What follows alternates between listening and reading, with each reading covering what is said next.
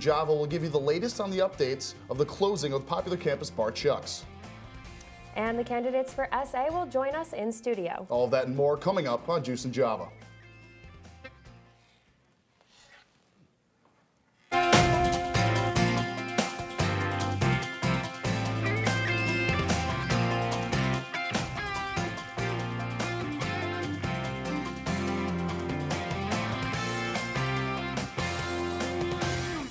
Good morning, I'm Jeff Slawson. And I'm Kayla Spector. Thanks for starting your morning with us. Let's kick things off with the squeeze for this week's top stories.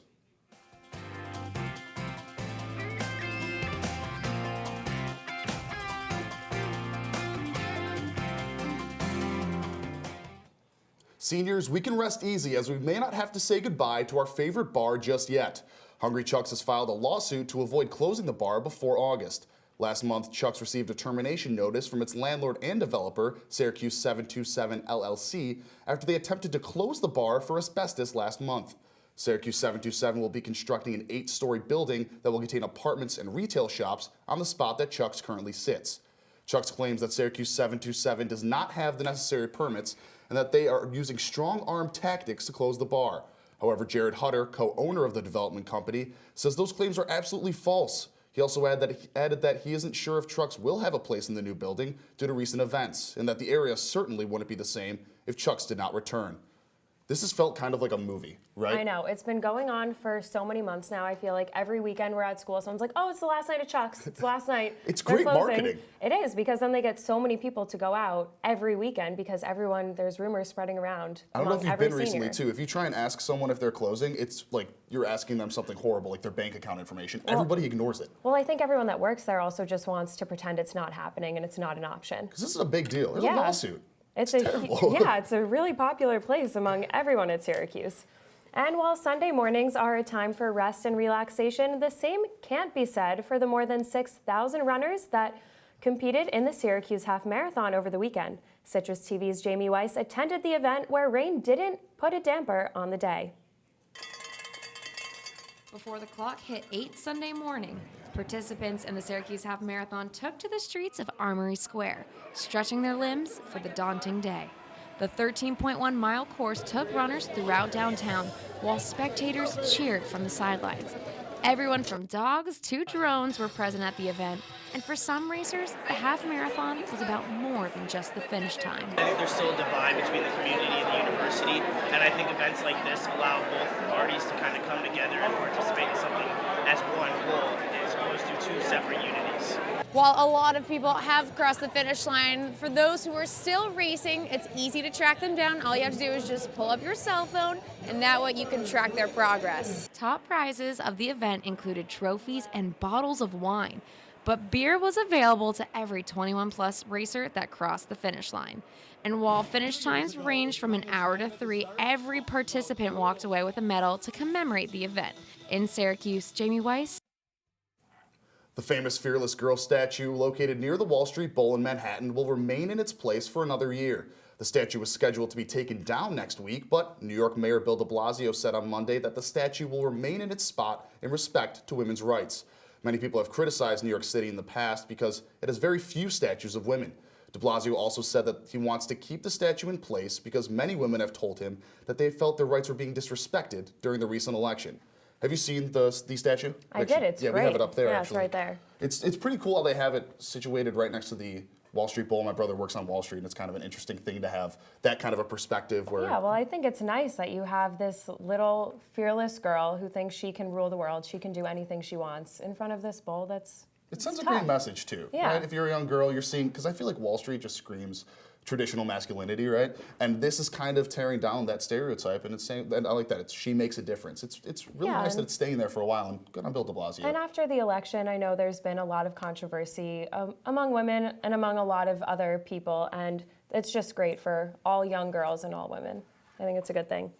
And the First Lady, Melania Trump, made her first public appearance Wednesday when she spoke at the International Women of Courage Awards ceremony in Washington, D.C. The awards ceremony commended 13 women for their work in promoting peace, human rights, and women's empowerment. Mrs. Trump thanked them for their fortitude of spirit and courage of convictions.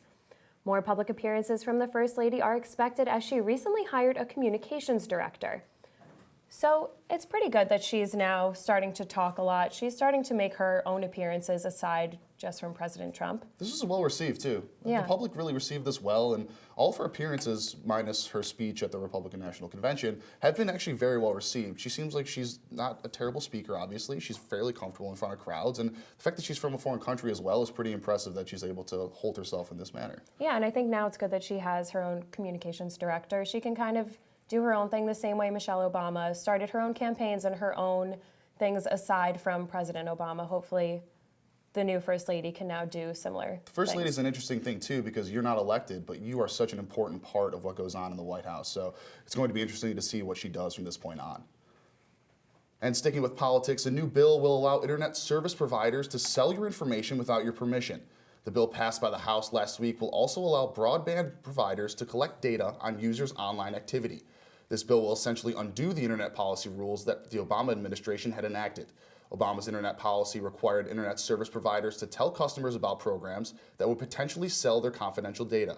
If this new bill becomes a law, broadband companies will be able to sell a customer's browsing history, location data, and other online activities.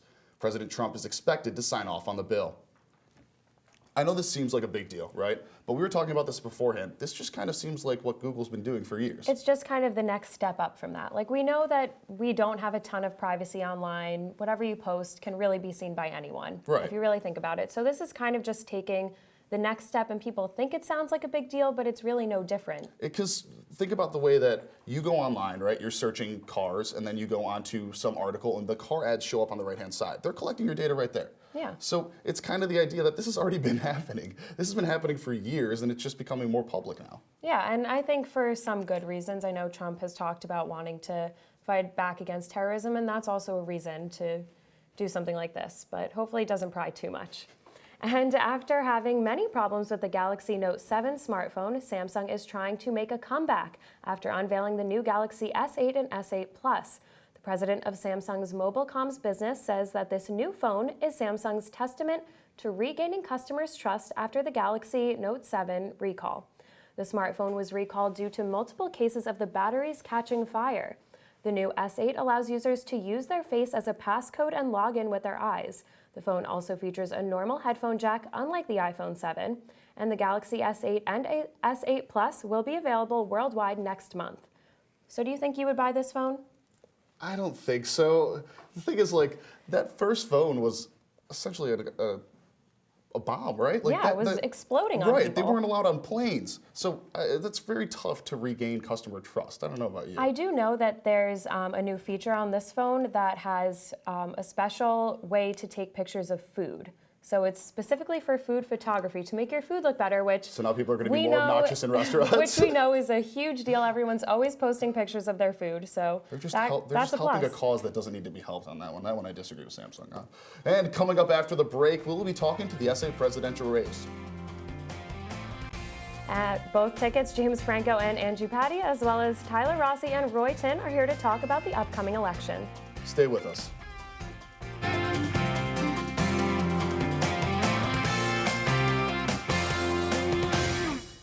Hey, look, it's those guys. Are you good to drive? I'm fine. How many did you have? I should be fine. You should be. Go and step out of the vehicle for me.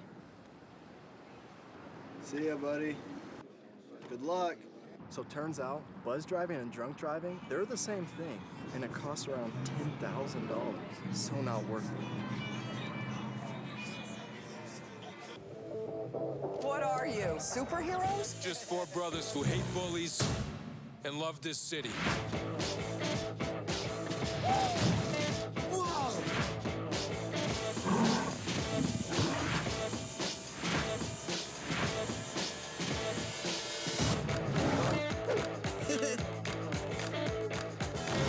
Gear up, guys.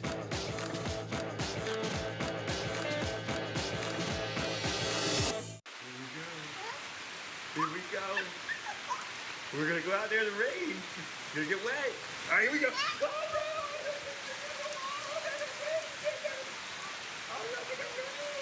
Okay, quick.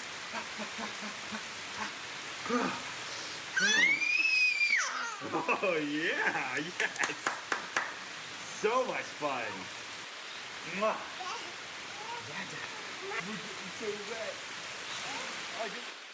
With the groove, show proof, keep it smooth as I bust the move. Ayo, step it swiftly with the keep up. If not, just stop, hop and squat, put your feet up. Read up, pay attention, listen to the melody. Remember what you heard, got my words to the spell of me. Top notch, got them all jumping like hopscotch. Jumping rope like double dutch in the air. Show me what you got, keep it hot like the heater. You thinking you a treat cause you're sweet, but I'm sweeter. Leader of the pack cause they all stay behind me. I'm old school, you don't skip tracks, you rewind me. Find me, working on my craft.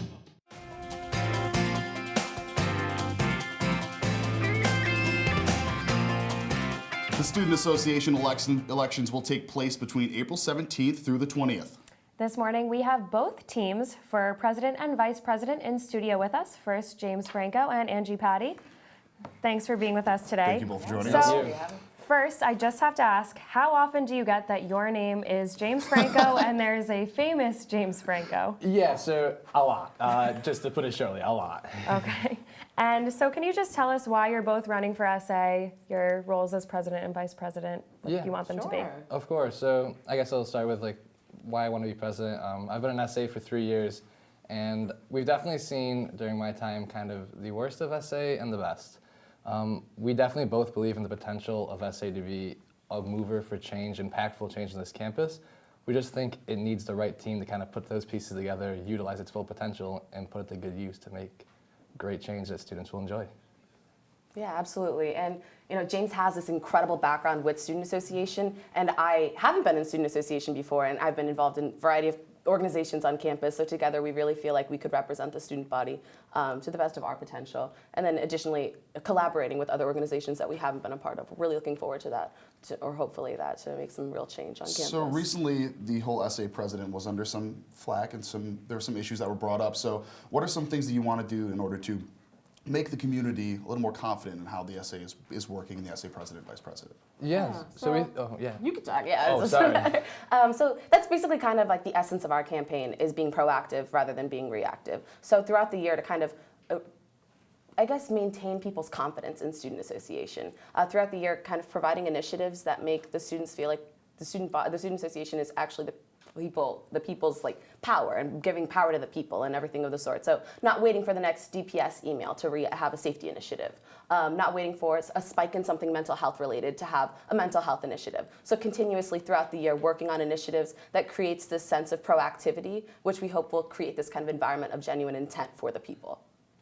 Sounds great. And what makes your campaign different from your opponents? I think in terms of that, I think it's the mixture of the SA experience. I think sometimes people overrate it, and that's coming from me who has it, but I do think it is valuable in the sense of that you have to know, like we saw this year, knowing how to navigate through SA. SA does have a lot of logistical challenges, but also knowing what's an ambitious goal, but also an achievable goal. So having those kind of things where you kind of know what's in the middle of what you can do, and then on the flip side, instead of just having an SA lens on it, Angie's done a lot of great things on campus. She has experiences that I can't speak to, but that she can bring to the table within SA that I don't think's been there in a while.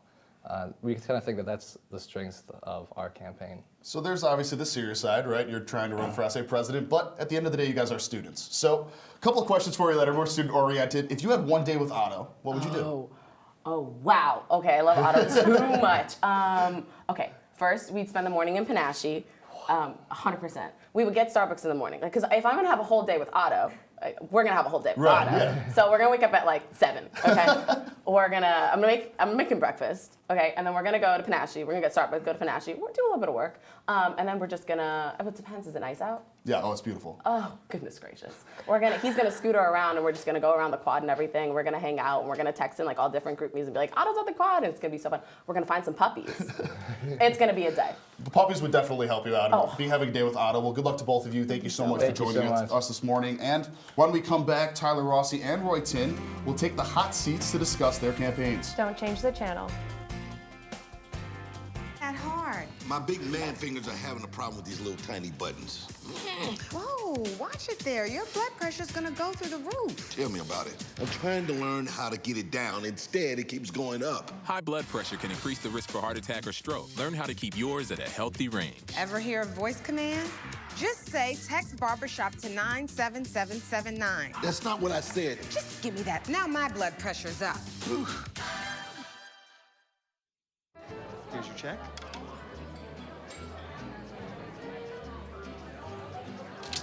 Oh, you got it.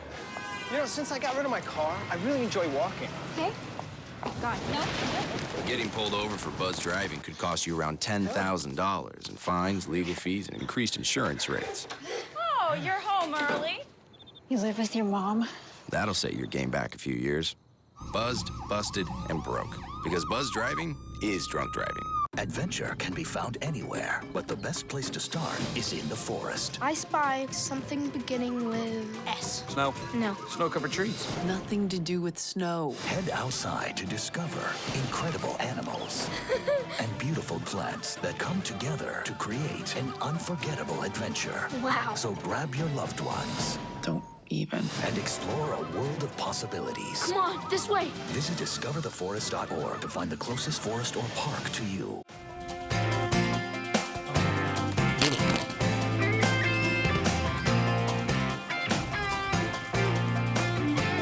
So before the break, we talked to James Franco and Angie Patty about their run for SA President and Vice President. And now we have Tyler Rossi and Roy Tin with us, who are also hoping to win the highest leadership roles on campus. Thanks so much for being with us today. Thank you guys for having us. We know it's early, so yeah, thanks you guys for coming in. So what we want to start out with first is, this is a big role, right? So what are some of the things that you guys want to do, kickstarting it, to really get it going, get things going for the Syracuse community? Absolutely. Well, the number one thing that SA needs to do is to reach out to students. What we're proposing is the largest SA outreach program that the organization will see. We'll have documented hours in the community, soliciting ideas from students, and really building our platform off of that. But moreover, we are a results-driven campaign. We have a lot of initiatives that we want to do and get done that we know students are behind. And we really look forward to doing that. And not only that, we want to give every student a voice.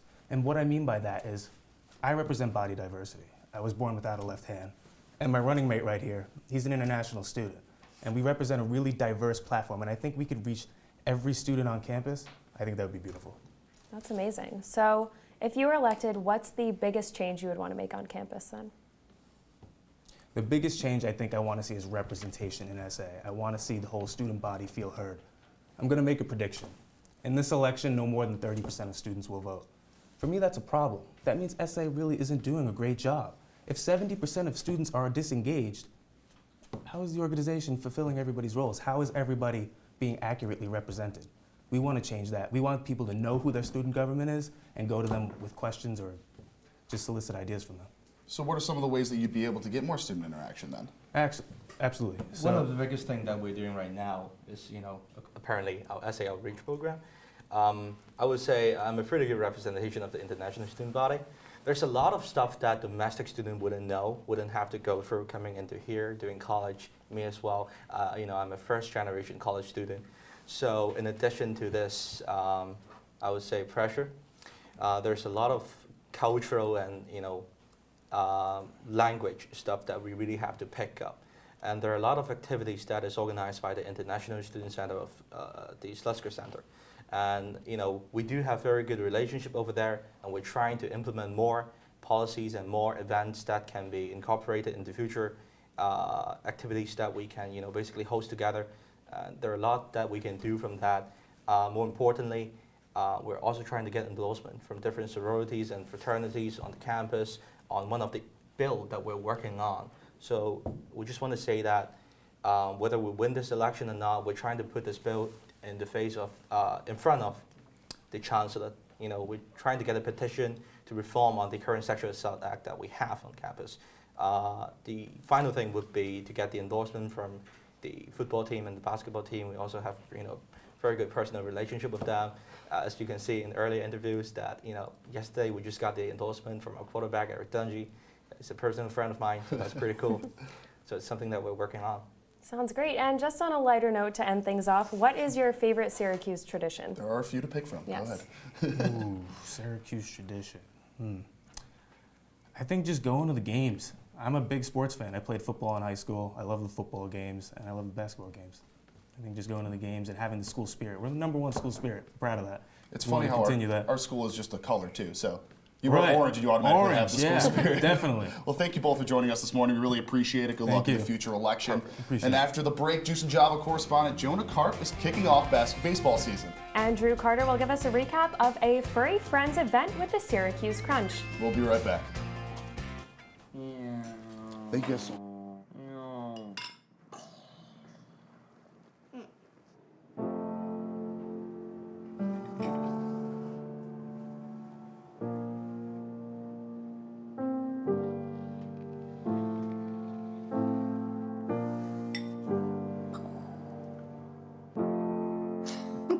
Visit aarp.org/caregiving for information on how to provide even better care for the person who wants to care of you.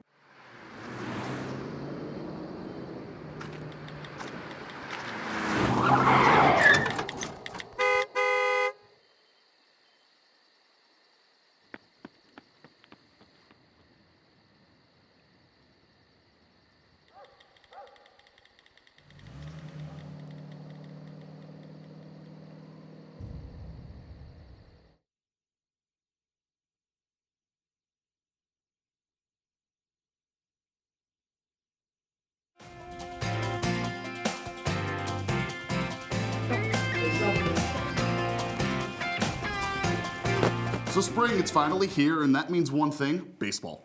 Yes, with opening day just around the corner, Jonah Karp is here to give us the breakdown. Jonah? Well, baseball season is upon us, and actually this week, Major League Baseball action is starting. And on Sunday, the Yankees are starting their action against the Tampa Bay Rays. Masahiro Tanaka is taking the mound, and for the Bronx Bombers this spring, he's been ridiculously good. Tanaka allowed just 1 earned run and struck out 28 in the month of March. And with a lot of questions surrounding this Yankees rotation, Masahiro Tanaka may be the answer. But, you know, for Yankees fans, one thing that may be uncommon is the lack of household names on the team. No A-Rod and no Derek Jeter, and you probably don't own a Gary Sanchez jersey just yet, but that may be an investment worth making. At just 23 years old, Sanchez became the fastest player ever to reach 20 home runs. He recorded 32 extra base hits in just his first 55 games. The only Yankee to hit more, Joe DiMaggio. Don't look now, but Gary Sanchez is going to be a superstar. Meanwhile, the New York Mets begin their season against the Atlanta Braves, and the injury bug is already biting the team. Starting pitcher Steven Matz is out for 3 weeks with an elbow injury after missing the last 6 weeks last season with a shoulder injury. And speaking of shoulder injuries, David Wright won't be back in the lineup until at least the beginning of May. Spinal stenosis allowed the Mets captain to play just 38 games last year, and closer Jerry Familia will be suspended the first 15 games this season after being arrested in the offseason for domestic violence. But the ceiling is high for the New York Mets, and that's because of this guy, Noah Syndergaard. At just 23 years old, the Mets ace averaged 98 miles per hour on his fastball. That was 2 miles per hour faster than any other qualified starter. And his next goal, be stronger so he can throw harder. That's a pretty scary thought, but an exciting one for Mets fans. Should be an exciting year filled with great games for both New York sports teams. Guys, back to you. Thank you so much. I'm actually really excited for baseball season. Love to go to the Chiefs game. So, Drew, what do you have for us when we come back from the break? Well, we'll take you from baseball to hockey now, and what makes everything better? Dogs. There were dogs at the Syracuse Crunch game this past week, and we're going to talk about it. Great. Stay tuned to find out all about it.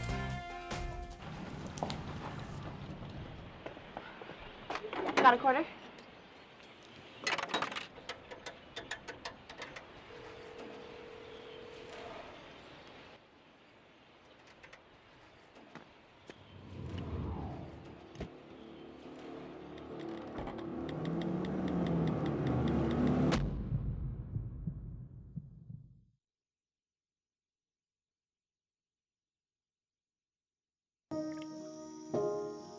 This is the story of a boy who didn't talk for a long time.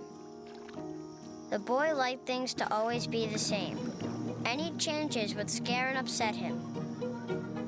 The unknown was an unfriendly place. The boy was very sensitive to lights and sounds. so he built secret hiding places where they couldn't get in. The boy didn't like looking people in the eye. He wasn't trying to be mean, it just made him feel uncomfortable. Sometimes he would flap his arms again and again. One day, I found out I have something called autism. My family got me help. Slowly, I found my voice and learned all the ways I could live with it better. Early intervention can make a lifetime of difference. Learn the signs at autismspeaks.org.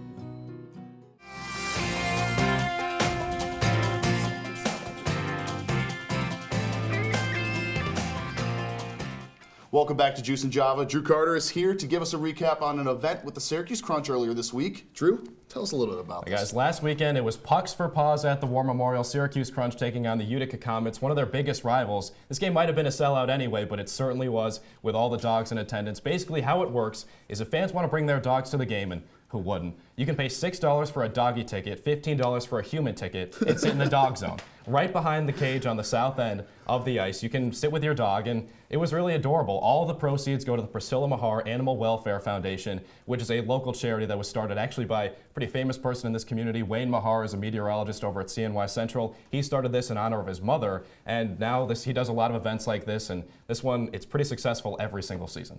So when was the first time that they held this event? 7 years ago was the first Pucks for Paws event, and they just keep bringing it back because why not? For one, it's so fun for the fans, it's fun for the broadcast interns like myself, and it's really successful in terms of the financial side as well. It was a sellout, as I mentioned, more than 6,000 fans in attendance, and then after the game, they also had a game-worn jersey auction, and one of the jerseys went for $1,400, guys. Oh, wow. Yeah. $1,400 for an AHL jersey. This isn't even That's NHL. a thing. So these fans, they love the promotional events, and this one was especially cool because it's dogs and everybody loves dogs. Absolutely. So this is obviously a great promotion. It seems like it went very well. What are some other ones that the Crunch have looking forward? So basically every time the Crunch play at home, they do it 43 times per season, they have some sort of promotional event. Actually, last night was Slapshot Night, the movie from 1977. Part of it was filmed in Syracuse, and the main villain team, the Syracuse Bulldogs, is obviously from the Salt City. So it's got a special connection to Syracuse, and last night they had Slapshot Night. The players were wearing the Charleston Chiefs jerseys, which is the team from the movie, the main team, and it was another really cool night. And actually, if you thought $1,400 was impressive, check out this, $2,900. That's how much a Charlestown Chiefs jersey went last night. Oh my goodness.